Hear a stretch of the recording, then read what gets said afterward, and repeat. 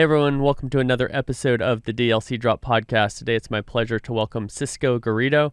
He is a senior graphic designer with AOE Creative. He's going to talk about his challenging start in Venezuela, escaping to Panama, and then Spain. He's going to give a lot of advice to aspiring graphic designers of how to go from freelance to full-time, and some interesting insights on his psychological approach to design. Let's talk to Cisco.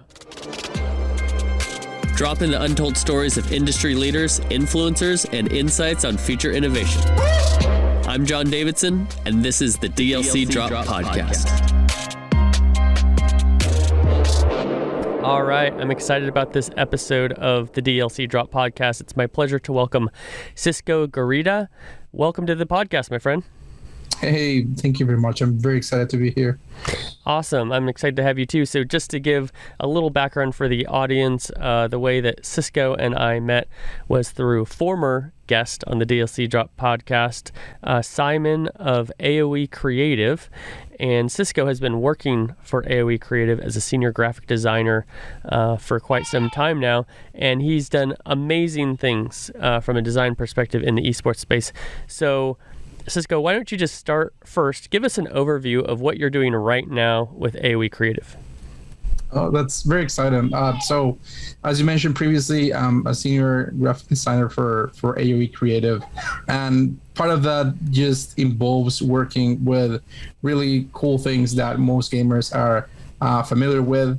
We're currently working with OWL, that's the Overwatch League, and also the Call of Duty League. But we also have done, one-shot projects with other companies as well, like Lego and also Funny or Die. So there's a little bit of everything. It's very fun, actually. It's very interesting. So yeah, yeah. That's great. So what are the type of roles that you're playing with these clients? Obviously, a company like OWL, there's all sorts of different things. Lego, seems like infinite possibilities how you might work as an agency or designer. What are the types of projects that you're doing personally? Well, personally, that's very interesting that you brought that up. Personally, I'm more of I would say long-term project graphic designer. Mm-hmm. So usually, depending on our skills or what we're better at, we're going to be assigned to different projects under different stakeholders and whatnot. I usually perform better at long-term projects that kind of require getting to know the client and getting to know the product itself. And mostly I work with branding. That means there's a lot of work around designing logos and social media assets and look and feels and website design on the front end. So it's a little bit of everything, but that's great. Yeah. So now today you're with you have a leadership position with one of the leading agencies in the esports space, but you started in Venezuela, right? And so you have this correct. Very amazing story of persevering, overcoming a lot of challenges. And so I'd love for you to share a little bit of what that path has been like from Venezuela to Panama to Spain, where you are today. It's been a bit of a crazy path, actually. I started working on it around 2013. I was doing a lot of, cheap graphic freelance design work. So I was, an amateur on the scene. And I realized I had a chance to hone something that could help me sustain myself when I was in college and maybe hopefully assist my family. By that time, I got involved with a nonprofit foundation. They focus on workshops and seminars about art therapy, art psychology, and psychoanalysis. And that was fascinating to me. I met my mentor there. He was the head honcho at that foundation, and he taught me a lot about art psychology and pretty much all I know about the basics of graphic design in and of itself. And to give you a little bit of context, those were probably among the worst years for my country. The economy was crashing, insecurity was rampant. Half of the people was scrapping to get food for their homes, while the other half were protesting against the government and whatnot. So that kind of heavily impacted my med school years, which was the career I was studying at that time. So even though it was a really good school, everything was upside down because of the crisis. So I started growing more passionate about art psychology and the foundation. and freelancing on the side, because I was able to actually make some money and help my family, help myself, do something and push things forwards. So I decided to like focus entirely on that and on the foundation itself. I was really learning a lot, and my life was like coming all together. And I love running seminars and just learning more about it and being involved with it. It was great. It was fantastic. But unfortunately, my mentor and the head honcho of the foundation passed away very early on, sadly. Mostly because of negligence on the health sector part. He was asthmatic, but also he was a stress smoker. Wow. So he had some, issues with that, and they weren't able to help him when he was having like a crisis, a respiratory complication, and he passed away. It was really sad, because since he was the backbone of the organization, things just fell apart from then on, and the foundation could no longer stand on its own. So I realized that I really didn't have much to be there for, as in the country, and I had to like figure out a new route of life. I still needed to assist my family. I felt like that was my duty, and I also kind of wanted to have a better life. So I thought about leaving the country, and I put the work on it, and I left for Panama. That will be on like I think that was 2015 or whatnot. The DLC Drop podcast is sponsored by iShaker. I've been a huge fan of this brand for the past few years, ever since I met founder Chris Gronkowski. What I love about this product is the brand story, the functionality, and the customization. iShaker is a Shark Tank company invested in by Mark Cuban and Alex Rodriguez, owned by NFL players Rob Gronkowski and Chris Gronkowski. I love using my iShaker anytime I'm driving to the podcast studio, I'm going skateboarding, or I'm at the gym. No matter what I'm doing, it just does a great job of keeping my drinks hot or cold. The customization for iShaker is something that's super unique. You can get any name, just about any logo engraved onto your iShaker and delivered to you within just 3 to 5 business days. Get your own DLC Drop branded iShaker at iShaker.com/DLC Drop. Save 20% on all iShaker products with the discount code DLC Drop. What was it that took you to Panama? Did you have family there? Were there job opportunities? Why Panama than somewhere else? Well, the thing with Panama is that it's very close to the country. It's dollarized, which is always a plus. Yeah. Because given the industry and whatnot, that's always good, and it's not too expensive actually. It's fairly cheap in a lot of good ways, and there's a lot of Venezuelans living there. I didn't know, I didn't have any family there, but I knew some people that was able to accommodate me and help me and guide me in that process. So it was very helpful. Yep. And how long were you in Panama? I was in Panama for about 2 years. And what age was this? Or what age were you, and how long ago was this? I think this was around 2015, 2016. I was probably on my early 20s. Got it. So you're basically in a place where you're going to school.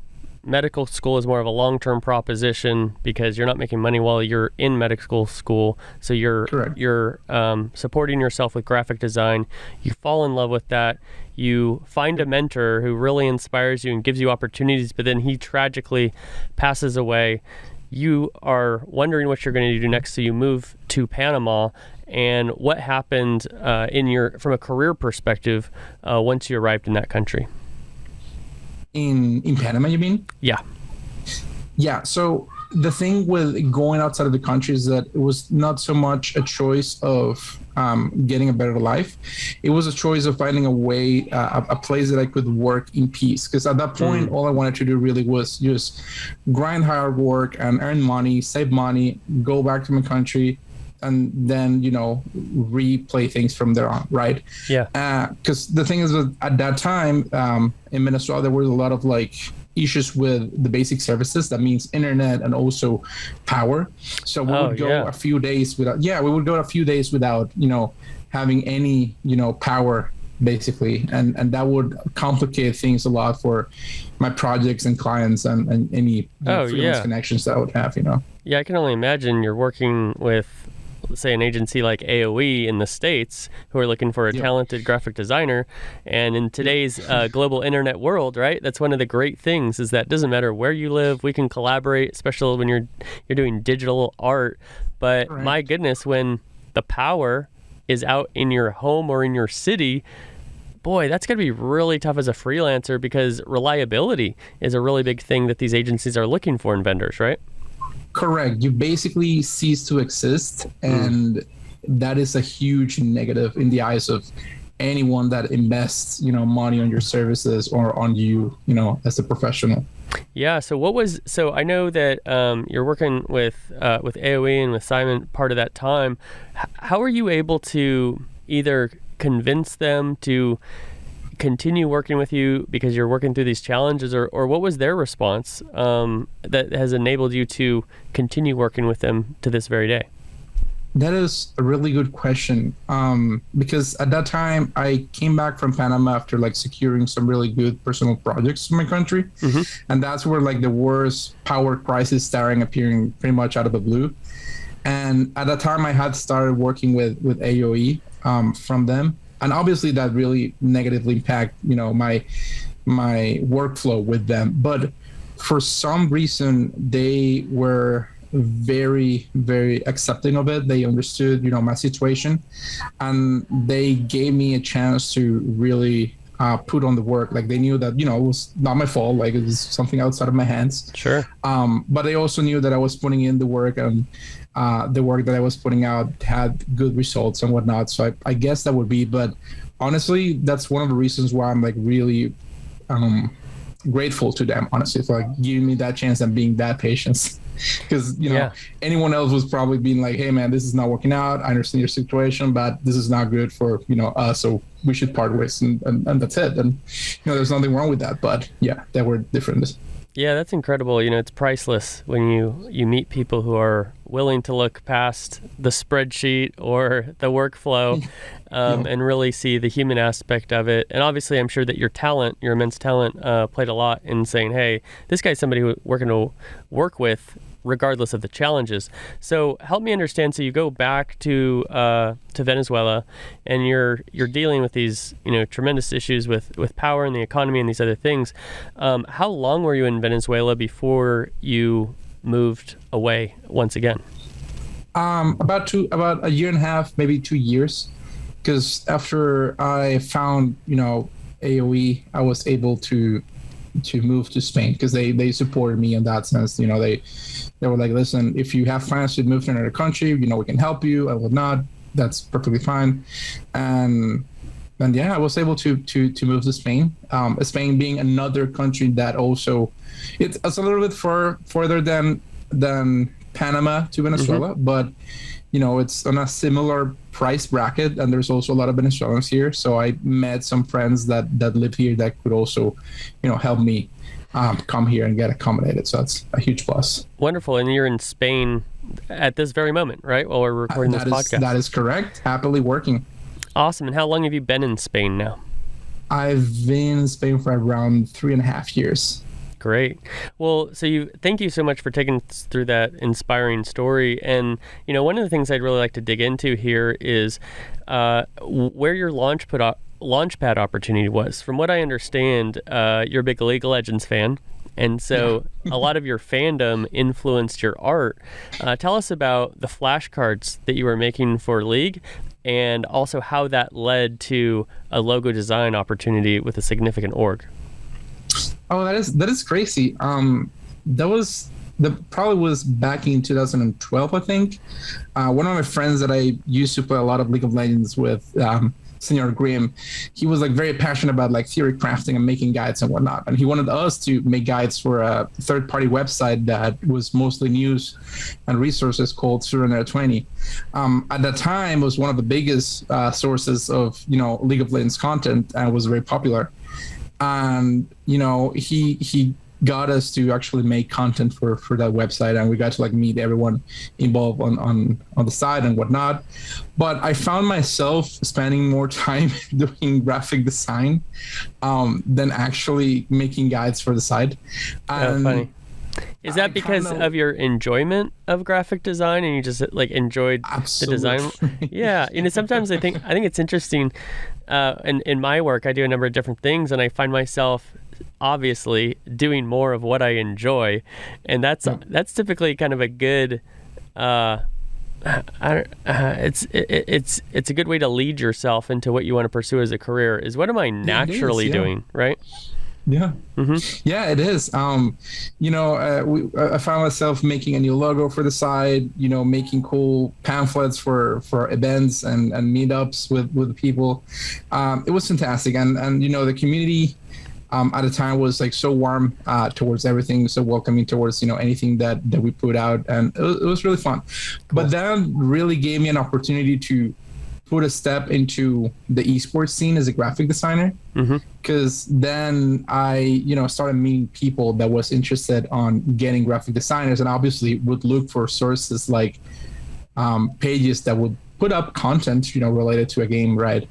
So I remember that I then worked for a page called LOL Class that was basically like a site where you could like learn a lot about the game, and they needed someone that could put graphics that educate people on what the game is and the mechanics and whatnot. So it was like really, down my alley. Yeah, tell me how valuable it was to have projects that were actually done inside of the industry to get more jobs inside the industry. And the reason why I asked that question, I always say a case study is always more powerful than an idea. And sometimes True. You can have an idea and you tell people, hey, I want to do this, or I've done this in this other industry, but there's that either whether you're taking a chance or you're doing spec work or you're doing a project, giving somebody a special deal to get that case study opportunity. Talk a little about the value of that, and then also how aspiring designers can do that themselves. That's very interesting. You mentioned it, because I think that graphic design as a career is one of those careers that don't rely too much on your credentials and experience, but rather on what you can put out. So you need a presentation card. You need something that tells anyone interested on your services, hey, this is what I do, this is me, this is how I work. And then you do the rest of the job by just, working on that. Right. So I really encourage people that if there's anything that you take fun of and there's anything that you're interested in, do content for it, do go crazy, have fun, like do things that are important and matter to you, because that will show a lot of passion.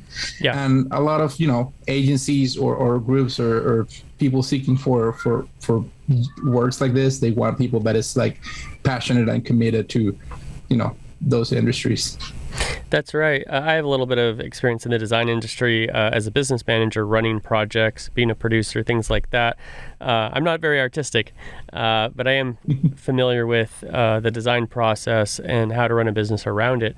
One thing that I've experienced, there's a difference between a personal project. Let's say League of Legends, right? So let's say you do a project that's not paid by anybody, but you just utilize League IP and you make a animation or an illustration.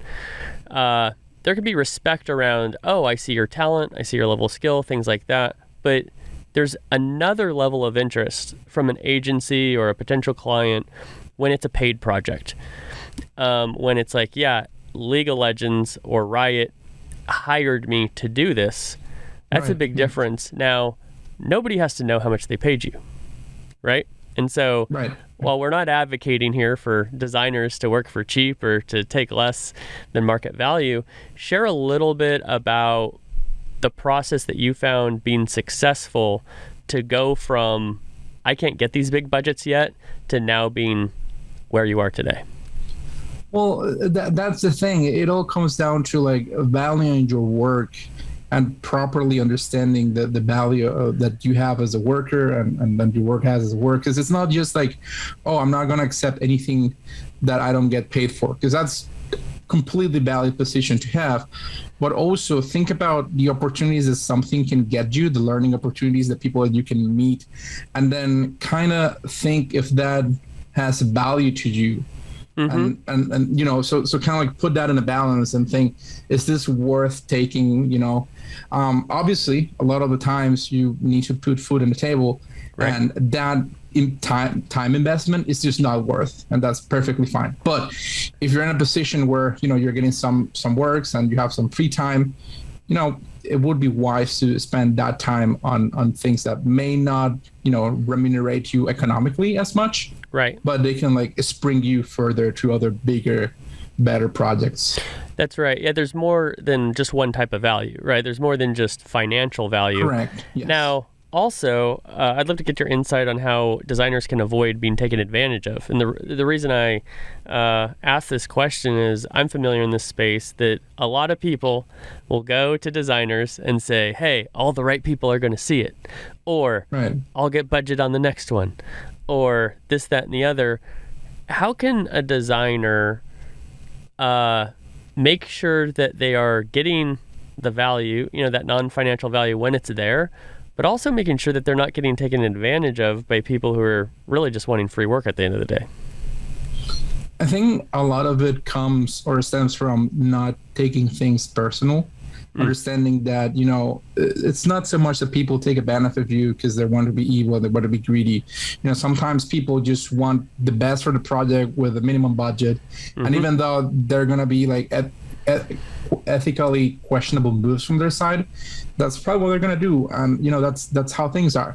So I think one of the best things to like grow a thick skin to that and like kind of like train how to like see things from afar is to like not take things personally.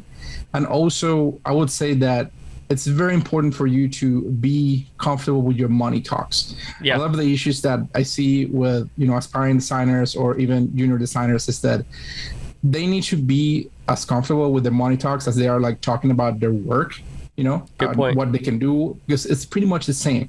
Like there's this perception that, you know, the money you earn and the work you do is two separate things when it's actually the same. Like you put work and you get money and vice versa in other cases. So it's pretty much the same thing. So I think it's been important that you grow confident on asking, you know, the right amounts. And if you don't know what those amounts are, you can ask questions. Like I think that's also like another very important thing. I don't think anyone will think less of you, or they're going to consider you to be less experienced if you ask a lot of questions. You know, just make sure you ask the right questions. Like if you don't know how much you charge for something, you can go ahead and ask something like, you know, how do we measure success for this project, for example, right?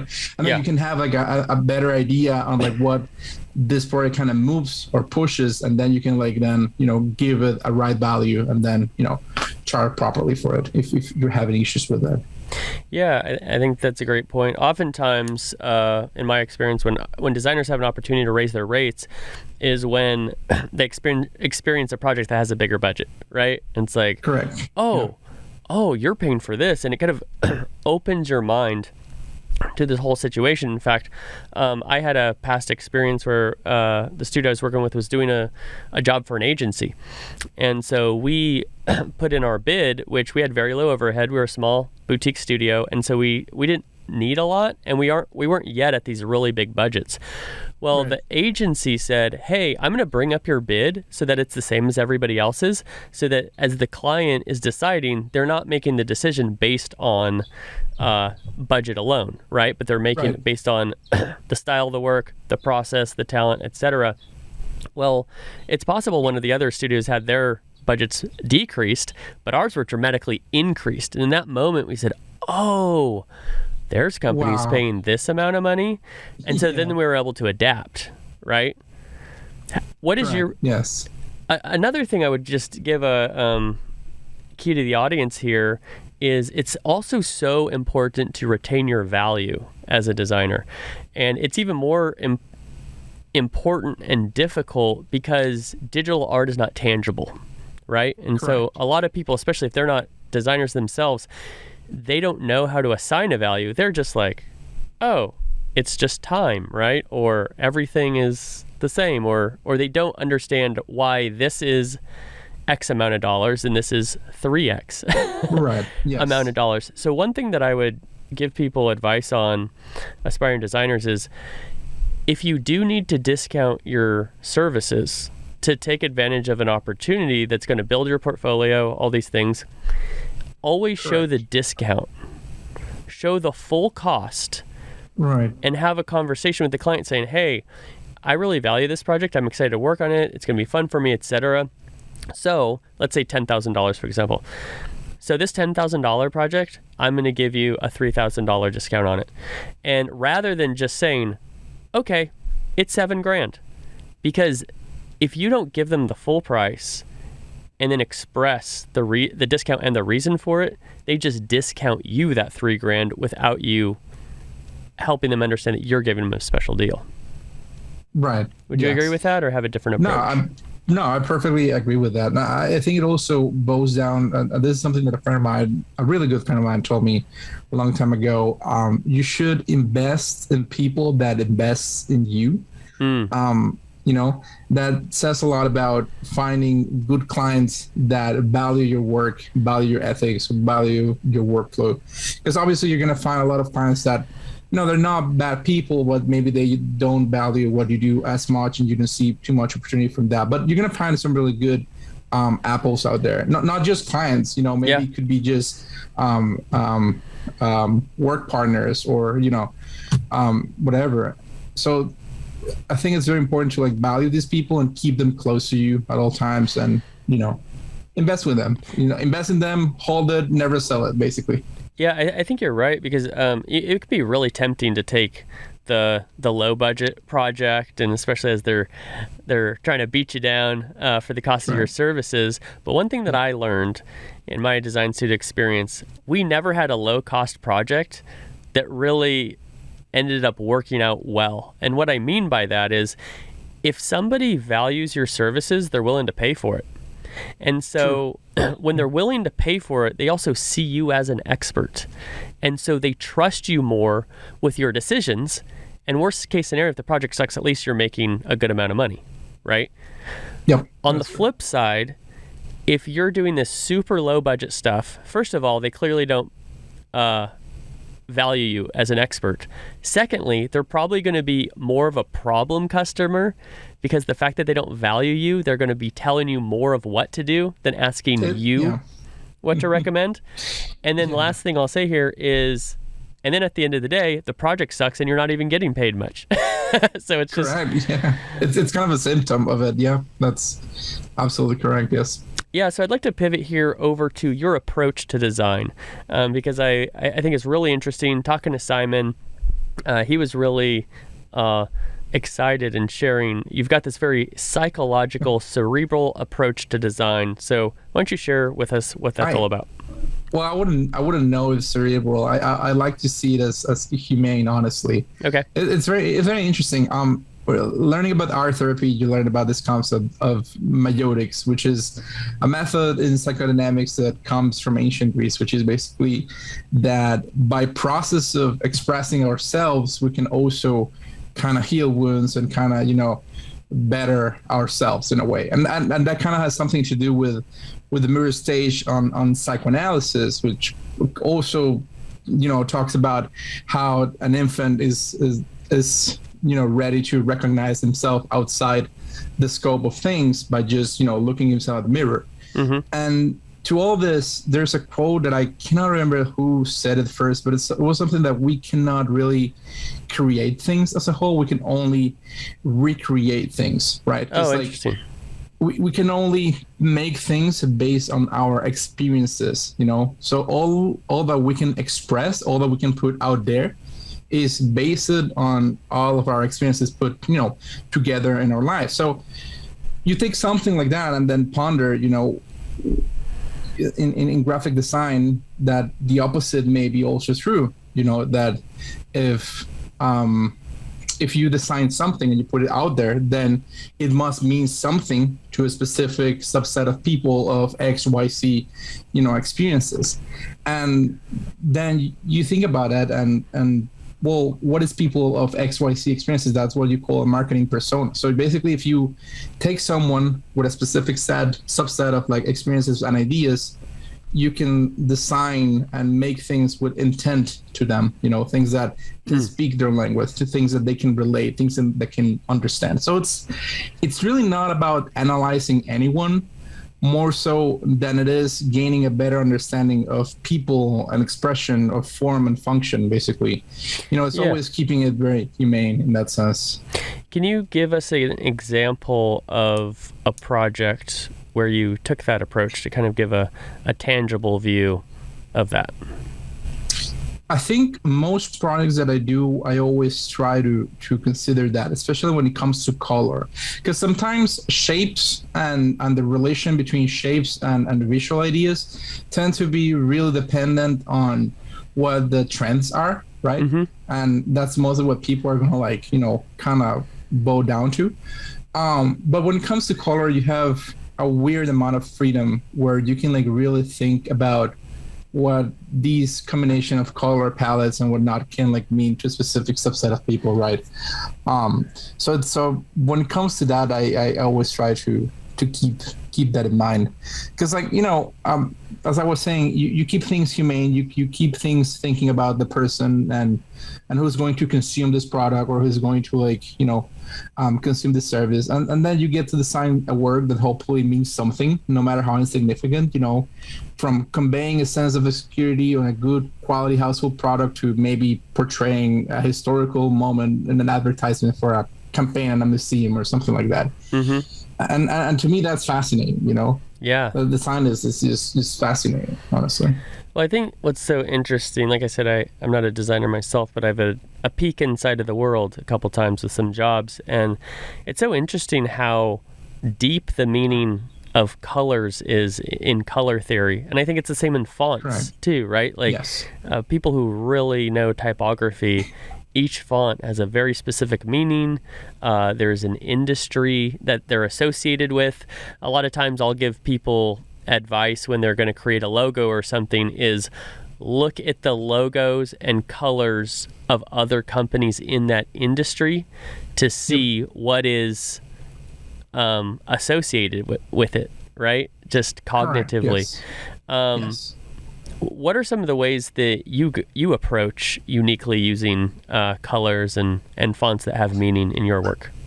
Well, that's very interesting. When it comes to colors, mostly, you have to keep in mind at least 3 different contexts, because it's not just one kind of way that you have to look at it and then just apply that formula forever. Mm-hmm. There's 3 like basic concepts that kind of come back every now and then.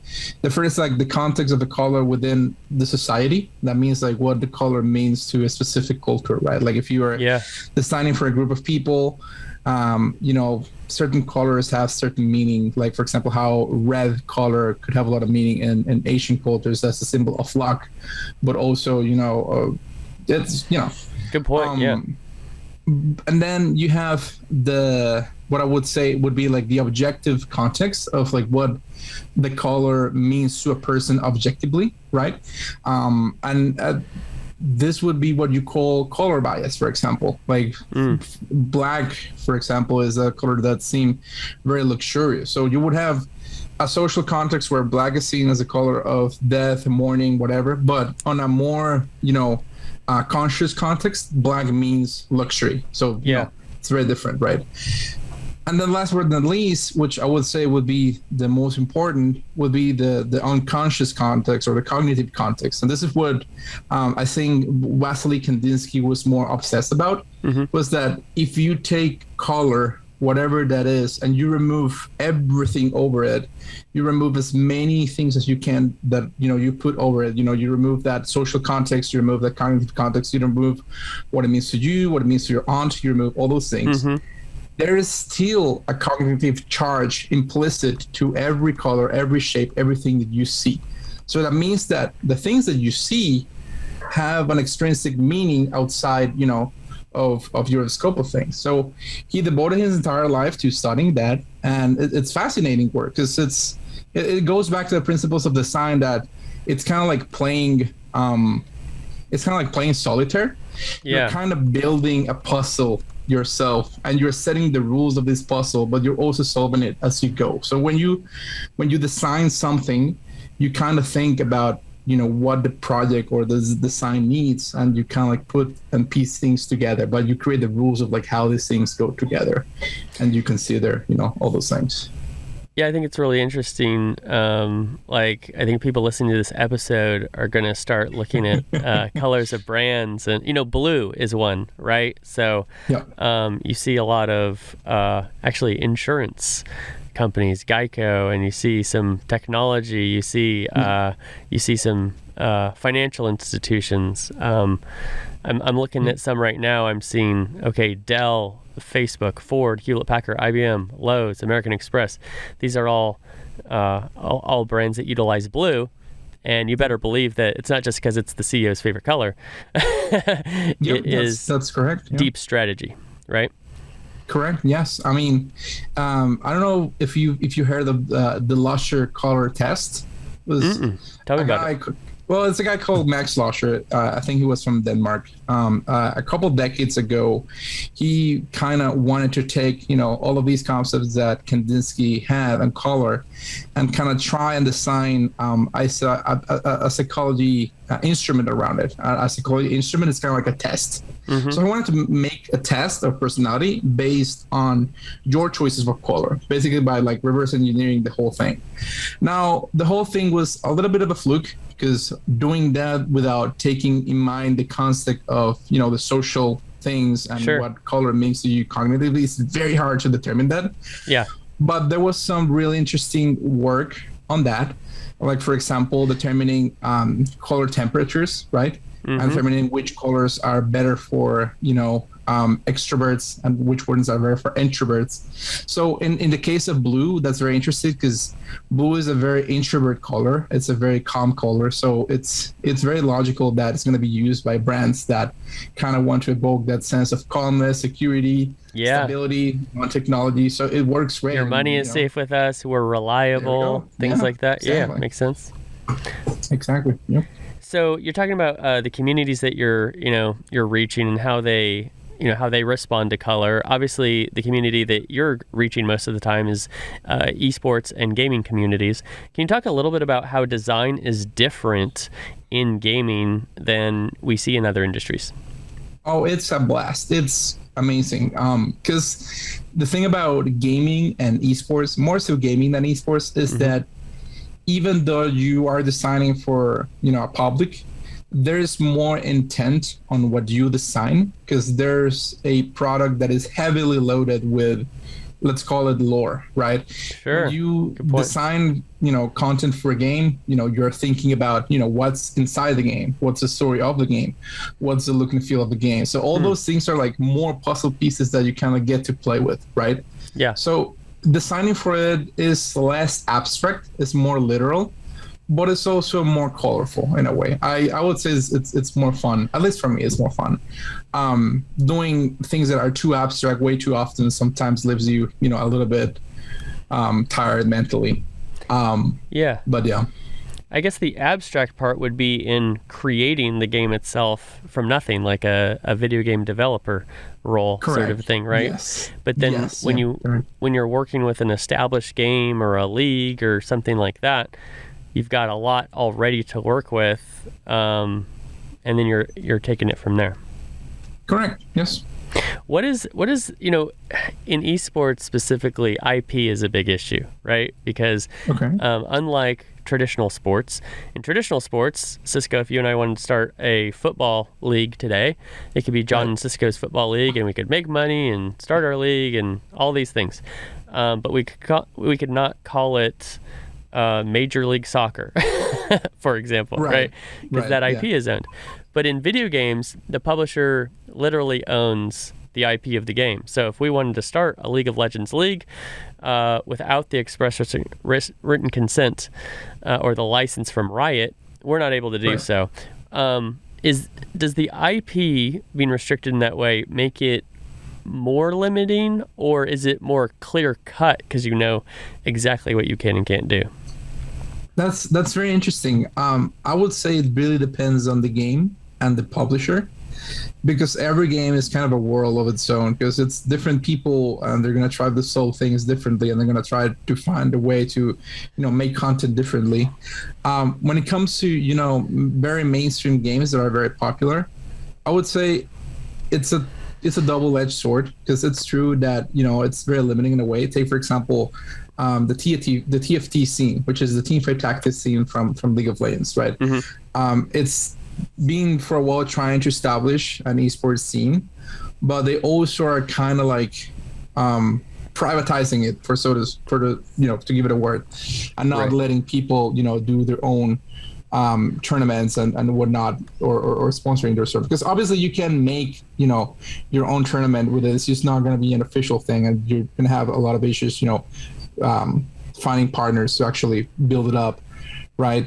But also at the same time, the fact that there's so much control over the scene allows the publisher to dissect every part of it and make sure it's up to standard. So it's just like, the thing is that esports as a whole is a fairly new industry in the market, like compared to like other more established industries, like actual sports.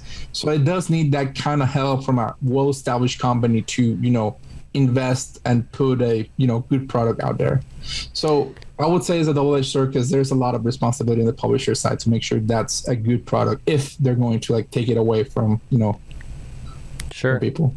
If that makes sense. That does make sense. With the remaining time here, I want to take you to discuss one of your most well-known projects that when people hear this, they'll say, "Oh, I have seen that logo a million times. It's awesome, but I had no idea that it was Cisco, who worked on this." And that is the G2 logo. So first, tell us a little bit about how that opportunity came. We talked a little bit about the flashcards, but talk about the emergence of that. And then talk a little bit about the purpose behind the design, what was going through your mind, and how you brought it to the logo that we all know and love today. Well, the thing is that after working on the flashcards, that kind of like stirred up a little bit the scene, and people got interested in that.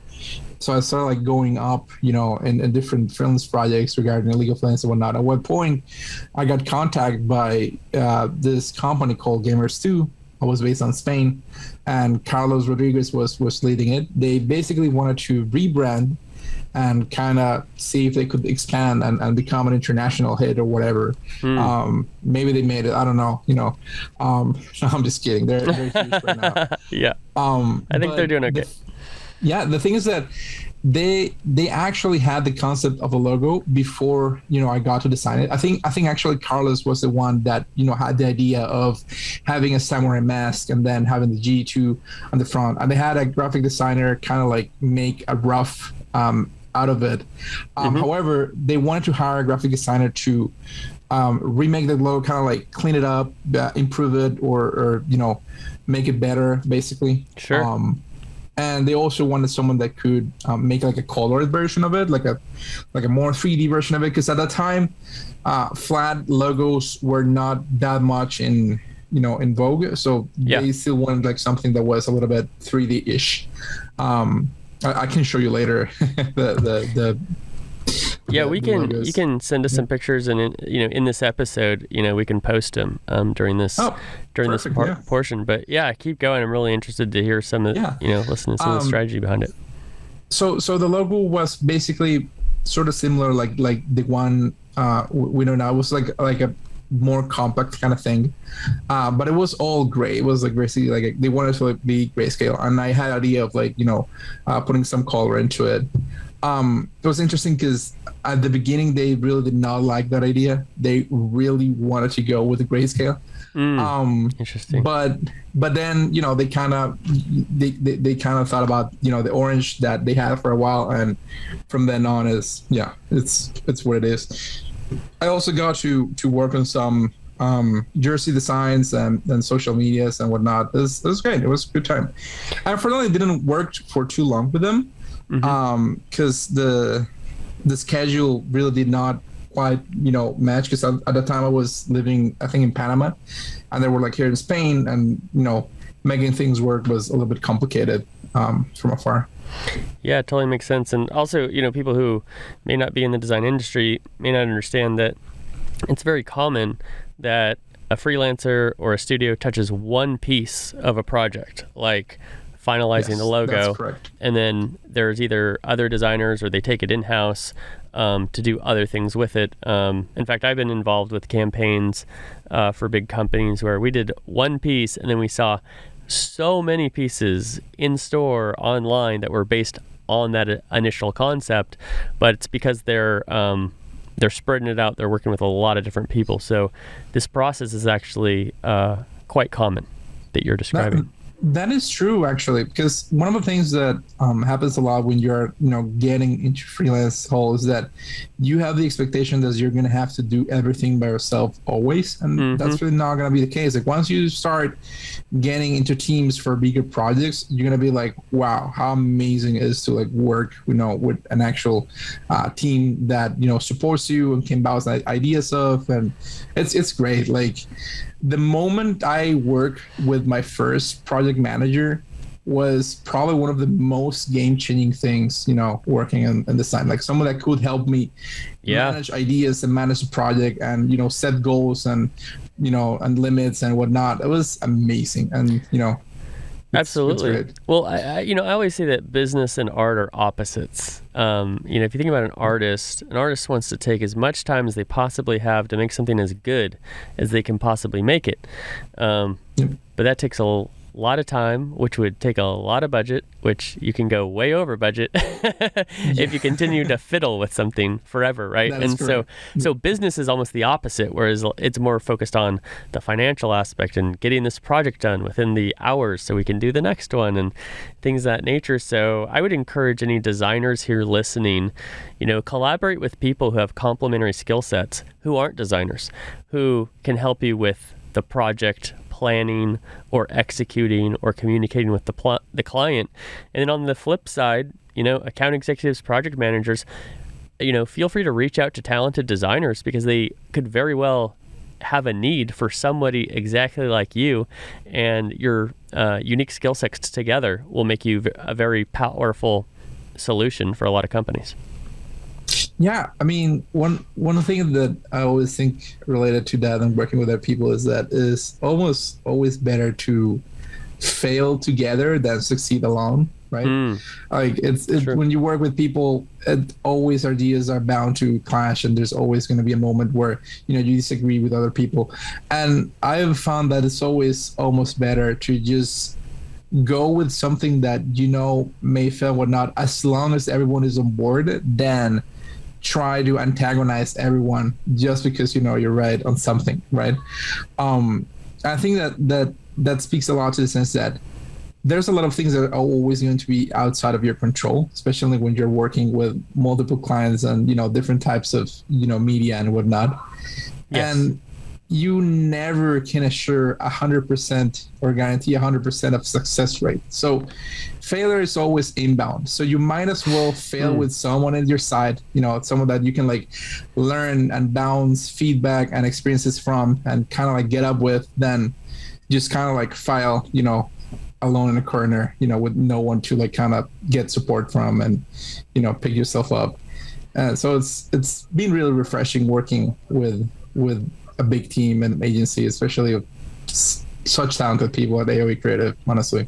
Yeah, that's very well said. I do want to, with the last about 10 minutes that we have here, I want to hear something from you that I don't know a lot about yet. I was having a call with Simon, and he mentioned that you are a huge fan of tabletop games, and that there's something you're working on So what are you able to share? What are you excited to share about that?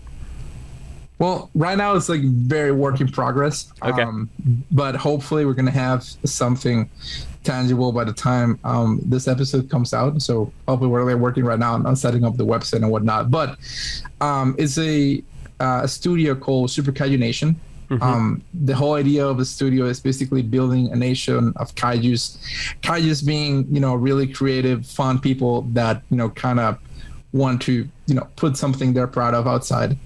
And Sure. The idea is to like make tabletop games that, go a little bit further when it comes to their design and what they're trying to accomplish and make. The first project we have in mind, it's called Burstville, and it's basically, I don't know how familiar you are with Monster Hunter. A little bit, yeah. Yeah, I'm familiar. But it's basically trying to capture the essence and the concept of Monster Hunter and kind of like further it a little bit. So it has a lot of interesting things to it. It's a deck builder, but it's also a dice game, and there's also like roguelike elements to it. It's very fun, very, very exciting.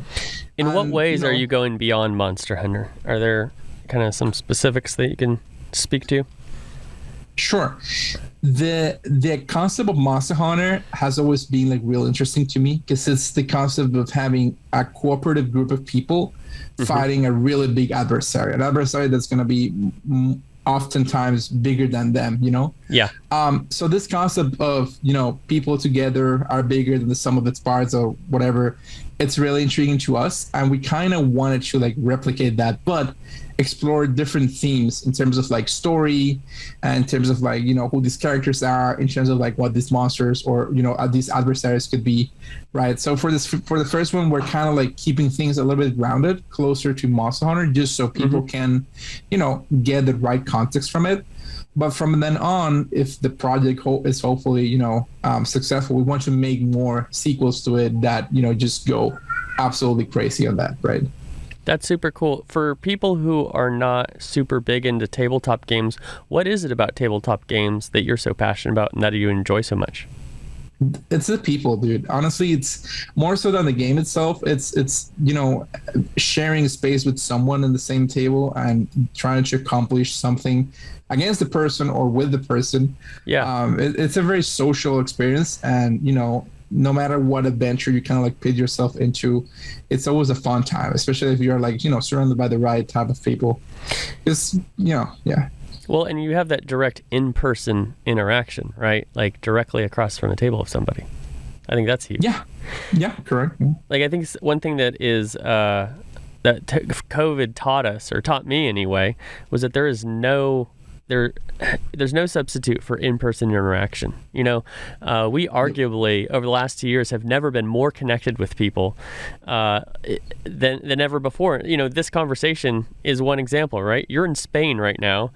I'm in Dallas, Texas, and we're having this Zoom call. However, man, I remember the first event I went to once COVID started to ease up, just people that, number one, I had known before but hadn't seen in 2 years, or friends I had made over the last 2 years but had not seen in person.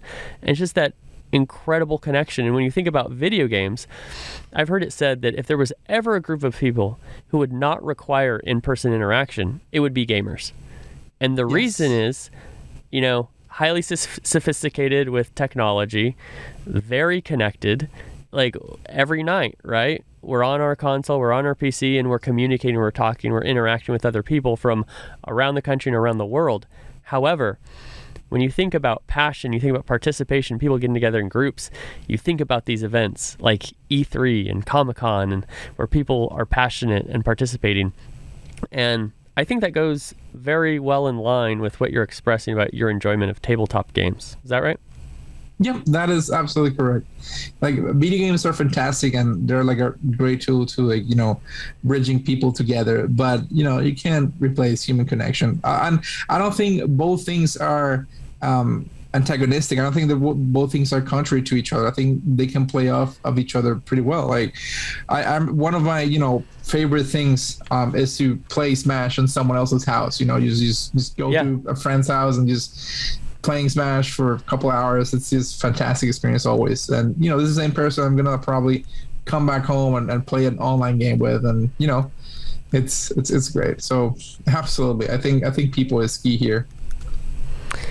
Yeah. Now let me ask you one last thing to round out this episode. And what is that? If there's something we didn't touch on, or something you want people to look forward to from yourself and AOE Creative, what would that be? I guess if I wanted to say a last thing, kind of I would be one more advice that I thought of, talking with you about, that I could not get to, is that don't neglect your own brand. That's probably one of the biggest mistakes I've done. Good point. Yeah. In my career, because I'm not huge on social media or on posting things that I do or keeping up with promoting myself. That's probably the weakest part of my skill set, I would say. And it's very important that you kind of take care of that as much as you do for someone else's brand. I think it's something that I see other designers sometimes having issues with, and I think that's really important. That's a good point.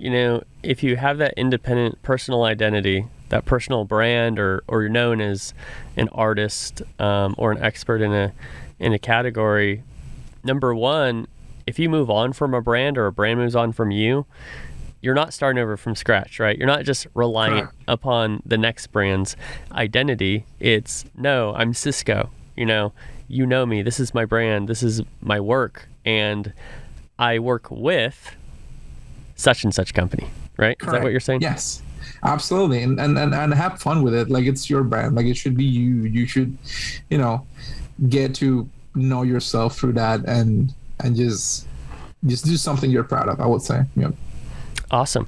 Well, I so appreciate your time joining us from Spain. What time is it over there right now, by the way?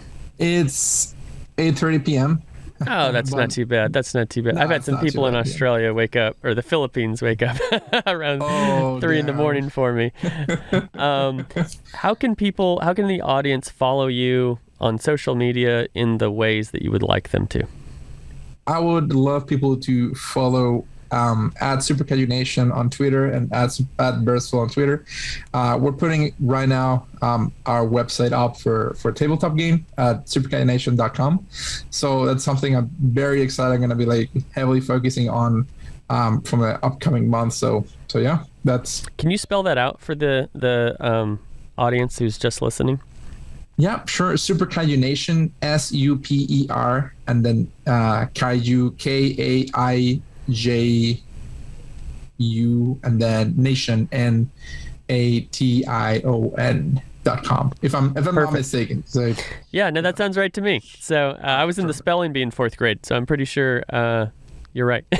Yeah, perfect. Because English is not my main language. I'm is it J? Is it G? Is it Wonderful. Well, I so appreciate this. I learned a lot from you today. I know the audience got a great insight into likewise the world of graphic design and esports, AOE Creative, all you personally are doing, Cisco. So thank you so much for joining me today on the DLC Drop podcast. Thanks to you, John. It was amazing time. My pleasure. Thank you for listening to the DLC Drop podcast. This podcast is part of the Esports Futuri Podcast Network and produced by Innovation Media Enterprises. Make sure you subscribe on your favorite podcast channel and leave us a review.